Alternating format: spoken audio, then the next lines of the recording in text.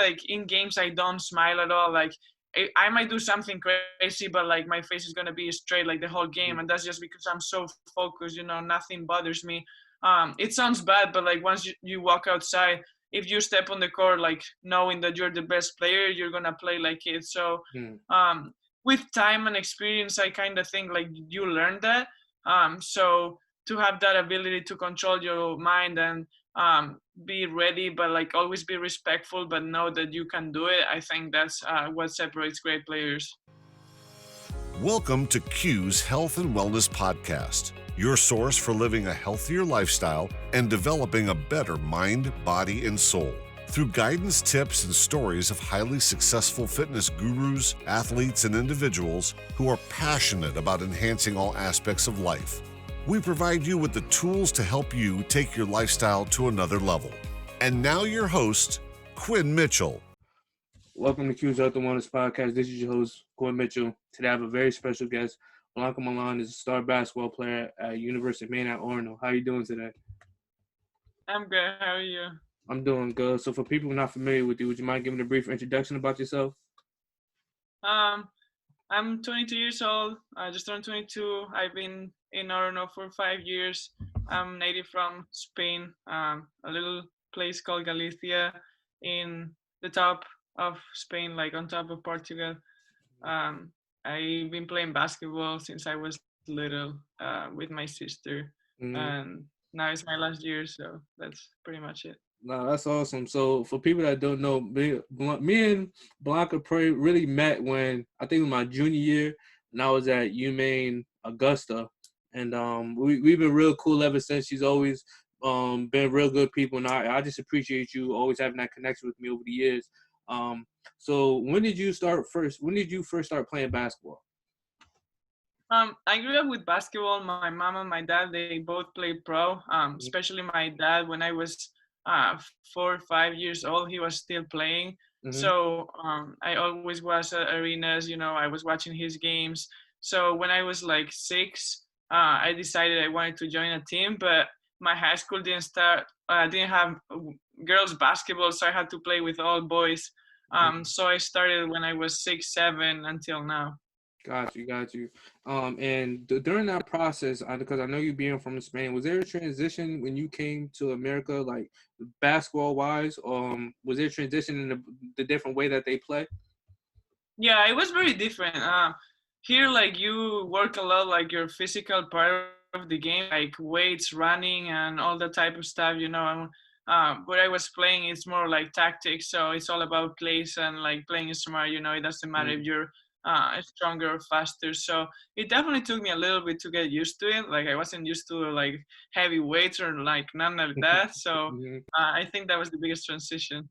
Got you. So for you being a student athlete, is there any challenges really, or matter of fact, let's back up. So when you came to America and when you started playing basketball, right? So how was that recruiting process going through that whole, like, was it all brand new to you, or did you have your parents help guide you through that process? It was kind of brand new for everyone in the family. Like we in America, it was like a big thing, but we didn't know like how it worked. So it started in my last 2 years of high school. I played with the national team and I had like a really good European championship. And then there was this guy that just started giving me like colleges, and colleges just started calling me. So for the last 2 years, it was like a long process. And we didn't know much about any college, like I had big schools like Miami or Oregon, but like for me, everything was the same because I wasn't like into it. So then we did like a lot of research. I asked some Spanish players that were here already and they knew a little bit more. And then I made the decision. But yeah, it was everything kind of new. I didn't know really well how it worked either. Got you. So I know you being at UMaine Orono, that's like the big campus. How was that first year for you? Because I know when I was in Augusta, we used to come to y'all school. Y'all was just like a party school, so it was like a party almost every night up there. So how were you able to maintain focus and just keep your focus on the court as well and still have your fun when you wanted to? It was definitely weird. Like I visited on the summer. prior to my freshman year, and it was so different, because it was like super sunny, like there was no one here, so it looks like such a calm place. I was like, Yeah. I mean, I did no distractions. And then once the winter hit, like it was just completely different, like I've never seen snow in my entire life. Like I was like, what, where I am, like, what is this? So it was hard. And of course there's a lot of parties and stuff going on, but like I knew I came here just to do basketball, and I didn't want to have any distractions. So I was always focused on my goals. Like I didn't let anything else distract me. Of course I had fun, when I could, but also like in season, like we're so busy that once it hits Friday, like all I want to do is rest and be ready for games. So it was never a problem, really. Got you. So, because I know you're Division One, so can we just talk about, give the listeners a little insight of what being the Division One player is really like? Because a lot of people see it on TV and they think it's fun and all, but people really don't understand the structure and work that you guys have to put on a day-to-day basis, like the mandatory film sessions and the mandatory weightlifting sessions. So, could you just give like a little insight of what your day is like? Yeah, it's pretty hard, honestly, especially with COVID, it's a little bit different. But in a normal day, like we used to wake up early, go to school, have like 2, 3 classes at least, and then sometimes you didn't even have time to eat lunch. You had to do it like on your way to the gym or whatever. Practice is usually 2 to 3 hours on the court, and then you have to add like probably an hour or 30 minutes of film, like 2, 3 times a week, and then also the conditioning part. So we probably spend like between 4 or 5 hours a day in the gym, in and out. And then obviously, if you want to get to the next level, you have to put your own work in. So off of practice, like you have to go push shots up by yourself. I watch a lot of film by myself, and that takes time too. So it's not easy. Got you. And one next thing I wanted to ask you is how important is the attention to detail being playing at that high level? Have you seen like over the years, as you progress throughout the year, that you've really had to pay more attention to detail, and has that made the game more easier for you? Yeah, for sure. I think from going from my freshman year to my sophomore year, I think that's one of the things that made me such a different player. I understood that a lot of the game is mental, so I had to start watching a lot of film on myself, but also in others. Like after they knew how my game was, I had to adapt and like add not a lot of things, but add some things to my game that they were gonna make the difference. So watching like the best players in other teams, watching myself going against them, things I could be better at, and little things that will help myself, but also my team to be better. So I think that's a big thing when you're at the highest level. Got you. And I, on the previous episodes, I had Ben Tier, as you know, that you put in some work with too. I know he's a big guy on attention to detail. And how important is it having somebody like him in your corner, especially when things aren't going your way, like having a mentor like him? Um, I love him. He's great. He has helped me a lot, especially in the summer. Mm-hmm. It was great because I was hurt and I was coming back from that big injury. So when you're like coming back, you don't know what to expect. But he pays so much attention to little things that it helped me to come back like really explosive, Mm-hmm. and like not to waste any time. Like he knew exactly what I had to fix. So it's really nice, and I know I can count on him with anything, or if something is not going the right way. Obviously, I have my coaches, but I have him there too, and that's two different perspectives. So it's really cool. Definitely, definitely. So, how important really is the mental aspect of the game? Because I know when I was playing, I know you put up some big numbers yourself. But I just remember specifically being in games where, like, when I scored 30 or 35, it was to a point where you're in this zone where you really you're just in the moment all the time. Like, you don't care about anything else that's going on. You don't care about anybody else in the crowd. You're just in the moment. Could you relate to that type of moment? And if so, could you just talk about the attention to detail on the mental aspect? How important is that?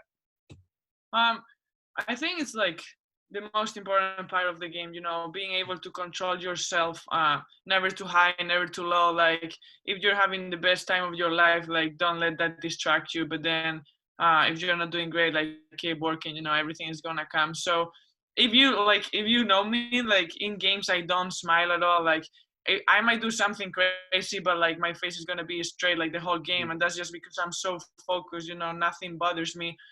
It sounds bad, but like once you walk outside, if you step on the court like knowing that you're the best player, you're gonna play like it. So Mm.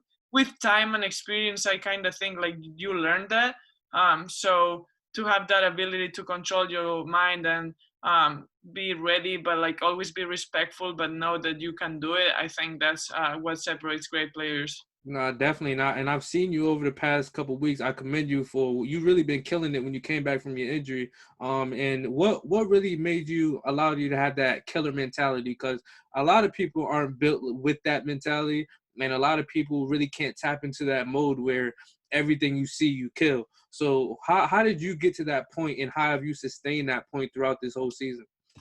Um, I feel like getting hurt was what made me come back like that. In less than 24 hours, like they took from me what I loved the most. Like the game was gone, and while I was going through the process, I didn't even know if I was gonna be able to come back or not. Like Mhm. every time I look at my knee, I was like, that looks terrible. My knee is never Mhm. gonna look the same. Like I had to learn how to walk again. So that gave me a lot of motivation because my goal was still be a pro player and play in the WNBA, and I knew I had a long way. So I had to attack every day as if it was gonna be the last one. So you grow up, and your ambition to get better gets 100 times higher. So I feel like to know that your opportunity is there, but you can lose it in like a second. That's what made me come back this year, and like every game just go at it. Like I don't know what's gonna happen the next day, so don't take anything for granted and just go kill it out there. Yeah, and I'm not sure if you remember our conversations when we had, but even when it was my senior year, I used to FaceTime you because mentally I used to not be there. You used to just literally tell me the same thing over and over again because I had my injury. And like I said, I've never really thanked you for that, but that really just kept me in that space where always being in the moment and always having somebody that could really understand what I was related to because during that time and especially when you're hurt, it's like one of those things when you have something you've been playing basketball your whole life and now you can't do that one thing that you love, it really gets to you. Yeah, and it's hard, and like I was never hurt like with my ACL, but I know how it feels. So that's the only thing you can do, like just grind and do every day the best you can, even though it's just doing rehab. So Yeah, so talking about your injury, how okay, if you don't mind just speaking about it and then just talking about how tough was it mentally at like I know at some point you it really hit you and it really made you just reevaluate everything and go back to the drawing board and come back like the killer that you are. But just talking if you don't mind just talking through that experience of when it happened and then how did you really just bounce back from that? we were in a tournament down in Florida, and it was the first game of the tournament, and it was the second quarter. So I was just taking a layup, like a layup that I did 1,000 times over my career. No Mm. one even touched me, and on the first step, my knee just gave out. So I looked down, and my knee was looking to one side, and my leg was like going the other way. So then I just blacked out for a little, and then I woke up in the floor like with my trainers and everything sign. So I knew my team was needing me because we were on a big tournament and we had like two more games after that.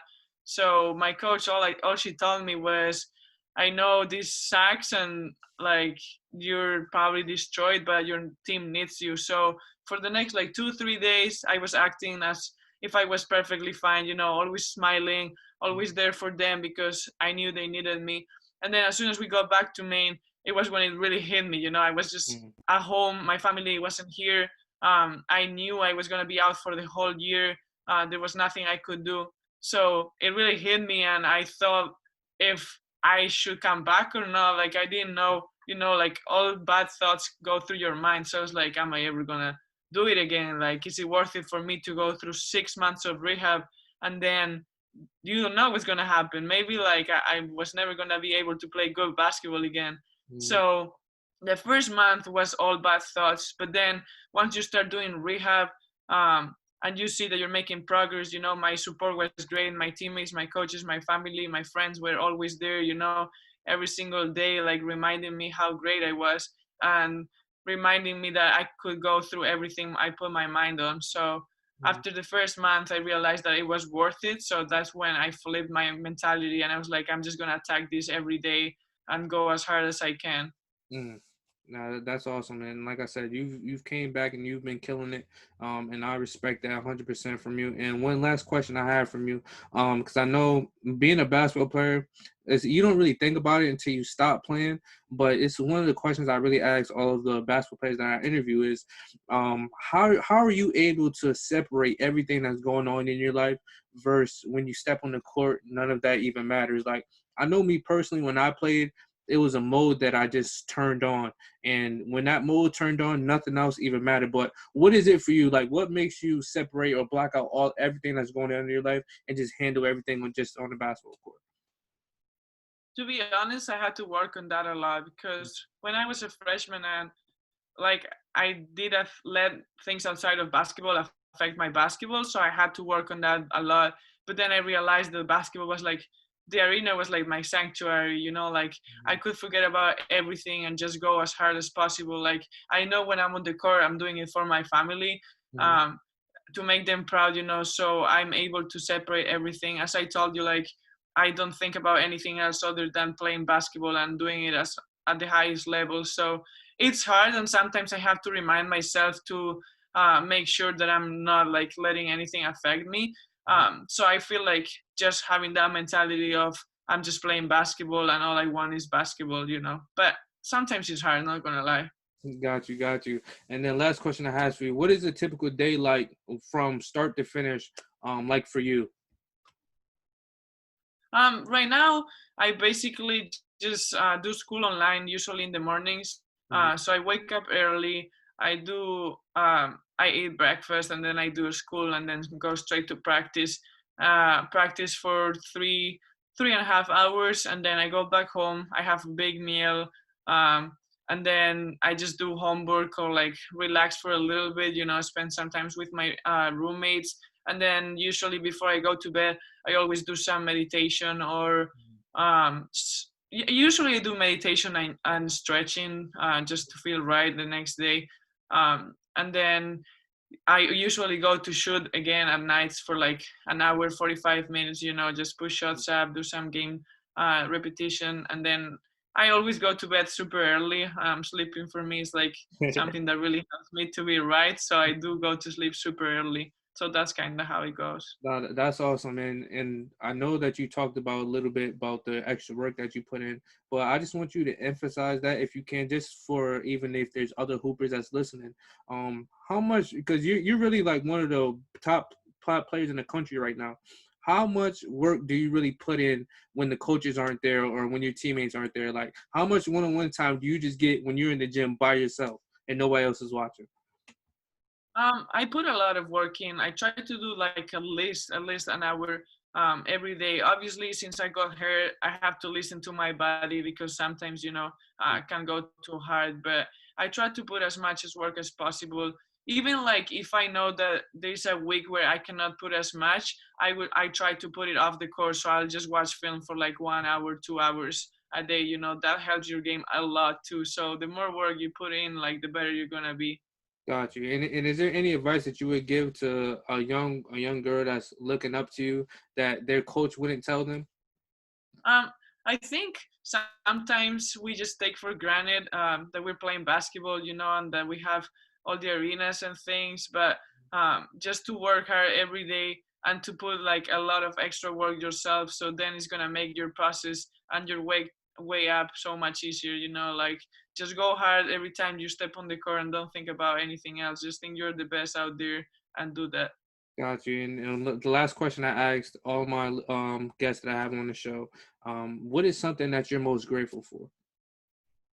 I think I'm the most grateful is to have the opportunity to come here, from a completely different country and be able to play basketball at the highest level, but also having my major and two minors. I don't think that's easy, and obviously I'm grateful for that. But my number one thing is my family. Without them I couldn't be here, and they are my number one supporters. So Got you. And is there like a social media? Would you mind just sharing your social media for anybody that's listening if they want to ask you any questions or mind getting in touch with you? yeah, my Instagram is bmilan11, and then my Twitter is bmilan22. I'm pretty sure. I'm not even sure, but I think it's like. Like I said, Blanca, I appreciate you for even coming on the show and doing this interview with me because, like I said, you were there for me during the tough times, even when I was injured, and just the conversations we had throughout the years. Our friendship has grown. Even though I haven't been in contact with you, if you ever need anything, feel free to reach out. I'm always here for you. Yeah, I appreciate you so much. Thank you. For sure. So I hope you have a good rest of your season. Keep killing it. Keep doing what you're doing. And we'll definitely be in touch soon. Thank you. No problem. Thanks for joining us on this episode of Q's Health and Wellness Podcast. Don't forget to subscribe or to leave us a review on iTunes or the listening platform of your choice. Also, please check us out at QuinnMitchellII.com, as well as find us on Instagram for more useful content and resources.